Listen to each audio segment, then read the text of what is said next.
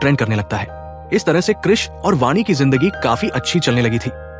फिर जब क्रिश वानी को एक दिन घर छोड़ने जाता है तो उसे उसकी मम्मी पापा देख लेते हैं और वानी को घर पर उसकी मम्मी समझाने लगती है कि वो लड़का मुझे सही नहीं लग रहा, अगर उसने तेरा फायदा उठा लिया तो क्या होगा। इसी तरह से वो वानी को कुछ ना कुछ बोले जा रही थी। वही क्रिश वानी के पापा को वानी का बैग लौटाने आया था। तभी वानी को एकदम से चक्कर आता है और वो बेहोश हो जाती है। फिर हॉस्पिटल में जाकर वानी का चेकअप होता है और डॉक्टर बताते हैं कि सब अभी तो ठीक लग रहा है, लेकिन हमने और भी चेकअप कर रखे हैं, रिपोर्ट जब आएगी तो आपको बता देंगे। वही इस दौरान क्रिश वानी के लिए बाहर ही बैठा था, जो वानी के मम्मी पापा भी नोटिस करते हैं। और जब क्रिश वानी से मिलने जा रहा होता है तो वानी की माँ उसे कहती है कि मेरी बेटी के साथ टाइम पास मत करना, उसका पहले ही दिल टूट चुका है और उससे शादी करोगे तभी उसके पास जाना। तब क्रिश बिना कुछ कहे वानी के पास आ जाता है और वानी से आकर कहता है कि हमें शादी कर लेनी चाहिए। ये सुनकर वानी समझ जाते हैं कि जरूर मेरी माँ ने ही कुछ कहा होगा और वो कहती है कि अभी तुम अपने करियर पर ध्यान दो और शादी हम बाद में भी कर लेंगे, उसकी टेंशन मत लो। जिसके बाद क्रिश अपने दोस्तों के साथ शो करने के लिए बाहर जाता है और वहां उसके कई सारे फैंस मौजूद थे जो उसे सिर्फ सुनने आए थे। ये देखकर वो भी हैरान था और केवी कहता है कि तेरा सपना पूरा होता नजर आ रहा है। हालांकि यहाँ क्रिश ज्यादा खुश नहीं होता क्योंकि वो अभी भी वानी के बारे में ही सोच रहा था। इधर वानी अपनी रिपोर्ट ले जाने आई थी तो डॉक्टर उससे पूछती है कि आपको सब चीजें याद रहती है क्या, जिस पर वानी कहती है कि नहीं, मैं अक्सर भूल जाती हूँ, इसलिए उन्हें डायरी में लिख लेती हूँ। तब डॉक्टर उसे बताते हैं कि तुम्हें अल्जाइमर है जो अभी शुरू ही हुआ है और ये धीरे धीरे बढ़ता जाएगा, जिससे वानी को ना तो अपने परिवार के बारे में याद रहेगा और ना ही अपने प्यार के बारे में। ये सुनकर तो वानी के होश उड़ जाते हैं। डॉक्टर कहती है कि ये बात अपने पेरेंट्स को बता देना, जो सुनकर वानी चुपचाप चली जाती है। इसके बाद जब अपने टूर से क्रिश वापस आता है तो सीधा वानी से मिलता है और वानी उसका फोन भी नहीं उठा रही थी, इसलिए वो उसका कारण पूछता है। फिर क्रिश कहता है कि जो मुझे चाहिए था मैं उसके करीब पहुंच रहा हूं और मुझे जरा भी सुकून नहीं था क्योंकि तुम मेरे पास नहीं थी, इसलिए तुम मेरे साथ रहा करो, मुझे अच्छा लगता है। और वो कहता है कि हम दोनों साथ में ही आगे बढ़ेंगे। यहाँ क्रिश को खुश देखकर वानी अपनी बीमारी के बारे में बता नहीं पाती। फिर अगले दिन जब वानी अपनी जॉब पर आती है तो उसे वहां महेश मिलता है, जो देखकर वानी भी हैरान थी। फिर लोग बताते हैं कि महेश की कंपनी ने इस मीडिया हाउस में फंडिंग की है, यानी महेश वानी का बॉस बन गया। जिसके बाद वानी सीधा क्रिश के पास आ जाती है और क्रिश आज अपने इंडिया टूर के लिए निकल रहा था। तभी यहाँ वानी उदास बैठी होती है और कहती है कि मैं अपनी नौकरी छोड़ दूंगी, लेकिन फिर एकदम से वो क्रिश का सामान पैक करने लगती है, जो देखकर क्रिश भी हैरान था क्योंकि थोड़ी ही देर पहले ही वानी ने क्रिश का सामान पैक किया था। तब क्रिश उससे पूछता है कि ये तुम दोबारा क्यों कर रही हो। इस पर वानी भी बहाना बना देती है कि मेरे दिमाग से निकल गया और कुछ नहीं। जिसके बाद क्रिश अपने टूर के लिए निकल जाता है।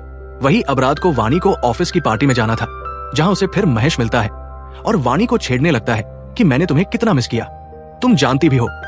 तब यहाँ एकदम से वानी कहती है कि हम तो साथ ही थे तो मिस क्यों कर रहे थे।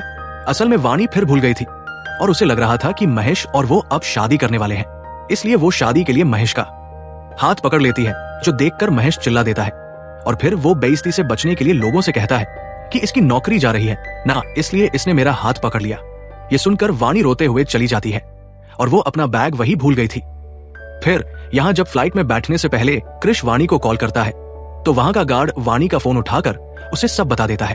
ये सुनते ही क्रिश सब छोड़कर सीधा वानी के लिए निकल लेता है और उसे कोई रोक नहीं पाता। फिर वो सबसे पहले वानी का बैग लेने आता है और उसी में उसे वानी की रिपोर्ट दिखती है जिसमें अल्जाइमर बताया गया था।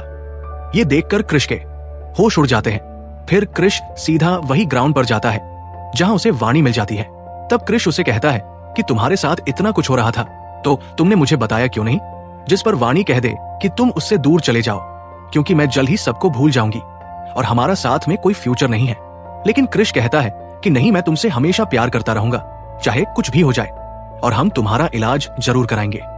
जिसके बाद क्रिश वानी को इलाज के लिए लेकर जाता है और वानी के पेरेंट्स भी आए हुए थे। तब डॉक्टर बताते हैं कि हमने दवाई तो शुरू कर दी है, लेकिन वानी को किसी शांत जगह पर जाना होगा जिससे उसके दिमाग पर जोर कम पड़े। ये सुनकर क्रिश इसके लिए मान जाता है और वानी के परिवार वाले भी उसे नहीं रोकते। जिसके बाद वानी क्रिश के साथ शहर से दूर चली जाती है और यहाँ ये लोग सिर्फ गाना बनाते और एंजॉय करते थे और वानी हर समय क्रिश के साथ खुश थी। फिर एक दिन क्रिश पर उसके दोस्तों का कॉल आता है जो कहते हैं कि भाई तुझे यहाँ की जनता काफी याद कर रही है, इसलिए तू यहाँ आ जा, तेरी परफॉर्मेंस होनी बाकी है। लेकिन कृष मना कर देता है कि वाणी को अभी मेरी बहुत जरूरत है। साथ ही कृष केवी से कहता है कि विनीत से बात कर, अगर उसे कोई गाना चाहिए तो मैं दे दूंगा, बस मुझे पैसों की जरूरत है। तभी ये बात वाणी भी सुन लेती है और कृष से कहती है कि मेरे लिए अपना सपना बर्बाद मत करो, तुम्हें वहां जाना ही चाहिए। जिस पर कृष कहता है कि अगर तुम भी साथ चलोगी तो मैं जाऊंगा। फिर ये लोग सीधा कृष की परफॉर्मेंस के लिए आ जाते हैं। जहां कृष जैसे ही परफॉर्म करने जाता है वहीं महेश वाणी से बात करने लगता है, जो इस शो का स्पॉन्सर था, और वो उससे कहता है कि मुझे लगता है तुम मुझे भूल नहीं पा रही। तब वाणी भी एकदम से पुरानी यादों में चली जाती है और कहती है कि मैं तुम्हें कभी भूलना ही नहीं चाहती। तब महेश वाणी को सीधा पास के ही रूम में ले जाता है, उसका फायदा उठाने के लिए। वही परफॉर्मेंस के दौरान कृष की आंखें वाणी को ही ढूंढ रही थी। अब यहां जैसे ही महेश वाणी के साथ कुछ करने वाला था, तभी वहां कृष आकर वाणी को बचा लेता है और महेश को खूब मारता है। पर यहां हैरानी वाली बात तो ये थी कि वाणी कृष को ही चाकू मार देती है कि मेरे महेश से दूर रहो। ये देखकर कृष समझ जाता है कि वाणी अपनी यादें भूल रही है। तब किसी तरह कृष वाणी को संभालता है और यहाँ कृष के पापा भी आते हैं, जो अब शराब की लत छोड़ चुके थे, और वो कृष से अपनी गलती की माफी मांगते हैं कि मैंने शराब को हाथ लगाकर गलती कर दी थी। तब कृष भी उन्हें माफ कर देता है। फिर अगले दिन जब वाणी कृष के पास आती है तो कहती है कि चलो आज तो तुम्हारा शो है ना, लेकिन कृष बताता है कि वो तो कल हो गया और काफी अच्छा गया। असल में वाणी अब छोटी बातें भी भूलने लगी थी। इसके बाद कृष एक नया गाना बनाने की सोच रहा था, जिस पर वाणी कहती है कि मैं एक ऐसा गाना लिखूंगी जो हर किसी के दिल को छू जाएगा। वही कृष सीधा उस महेश से माफी मांगने जाता है, क्योंकि कृष की पिटाई के बाद वो इनके बैंड के स्पॉन्सर को बंद कर रहा था। लेकिन यहाँ केवी साफ मना कर देता है कि माफी मांगने की कोई जरूरत नहीं है, और कृष आज पहली बार किसी से माफी मांगने जा रहा था, जो देखकर ये लोग भी हैरान थे। फिर केवी कृष से कहता है कि तू आने वाला रॉक स्टार है, पर उस वाणी को उसके माँ बाप के पास छोड़ दे और तू अपने करियर पर ध्यान दे। लेकिन कृष कहता है कि वाणी नहीं मेरी जिंदगी को सही रास्ते पर लाया है, वरना मैं खुद को ही कोसता रहता था। अब मैं वाणी के साथ खुश हूं। इसके बाद अब कृष वापस अपने घर आता है तो देखता है कि वाणी तो यहाँ है ही नहीं। ये देखकर वो सब जगह वाणी को ढूंढने लगता है, यहाँ तक कि ये लोग पुलिस में भी कंप्लेंट कराते हैं, पर वाणी कहीं नहीं मिलती और अब कृष भी पूरी तरह टूट चुका था।